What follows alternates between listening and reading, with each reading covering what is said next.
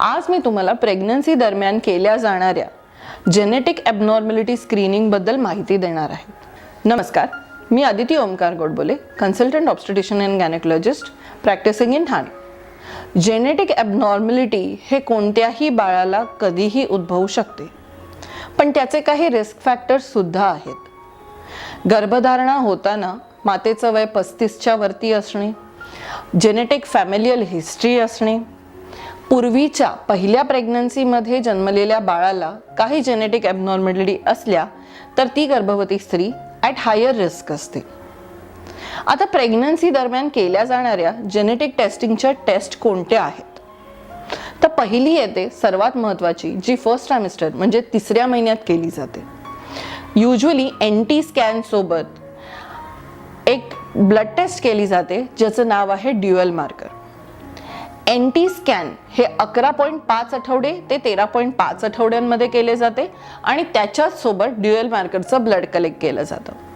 Usually दोन्हीचा combined report आपल्याला मिळतो, ज्याच्यामध्ये 3 कॅटेगरीज केलेल्या असतात.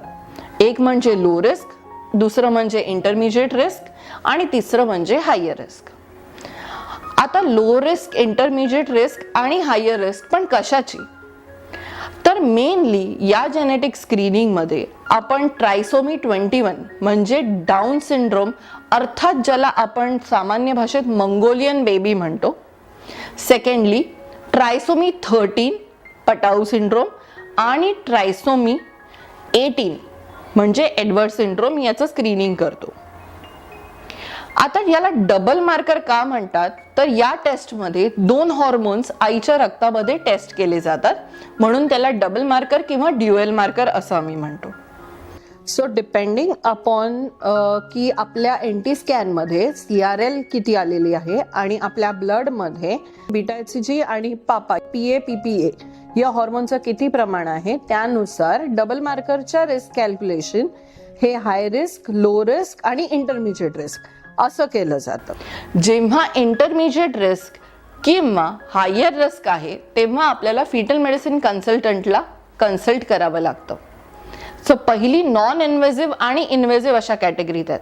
नॉन इन्व्हेसिव्हमध्ये NIPT ही एक टेस्ट असते आणि नॉन इन्व्हेसिव्ह प्रीनेटल टेस्टिंग असं त्याला म्हणतात, आणि दुसरी इन्व्हेसिव्ह म्हणजे CVS कोरियोनिक विलस बायोप्सी किंवा सॅम्पलिंग.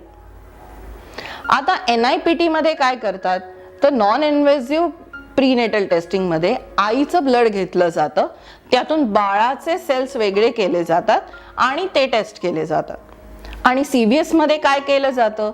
तर अल्ट्रासाऊंड गायडन्स खाली प्लासेंटामधला म्हणजे वारेमधला टिश्यू घेऊन त्यातले बाळाचे सेल ॲनालाइज केले जातात आणि जेनेटिक टेस्टिंग केली जाते. आता ज्या स्त्रियांचं NT स्कॅन किंवा ड्युअल मार्कर मिस झालं आहे त्यांना वे आउटच नाहीये का? तर आहे.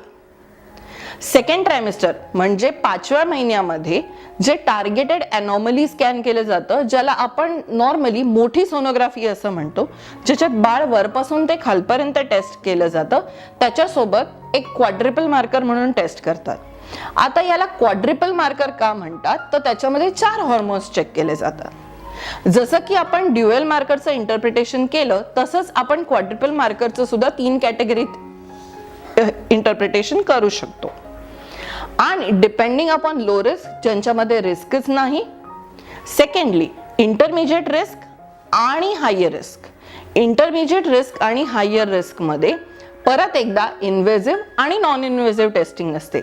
नॉन इन्व्हेसिव्हमध्ये जसं मी पूर्वी सांगितलं तसं NIPT आणि इन्व्हेसिव्हमध्ये यावेळेला depending upon fetal medicine consultants opinion either amniocentesis किंवा रेअरली कॉर्डोसेंटेसिस. ॲम्निओसेंटेसिसमध्ये फरक एवढाच आहे की जेव्हा ॲम्निओसेंटेसिस करतात तेव्हा सोनोग्राफी गायडन्स बाळाच्या भोवताली असणारं पाणी, ॲम्निओटिक फ्लुइड आम्ही काढतो आणि त्यात डिस्पर्स झालेले बाळाचे सेल टेस्ट करतो आणि जेनेटिक ॲबनॉर्मॅलिटीसाठी स्क्रीनिंग करतो.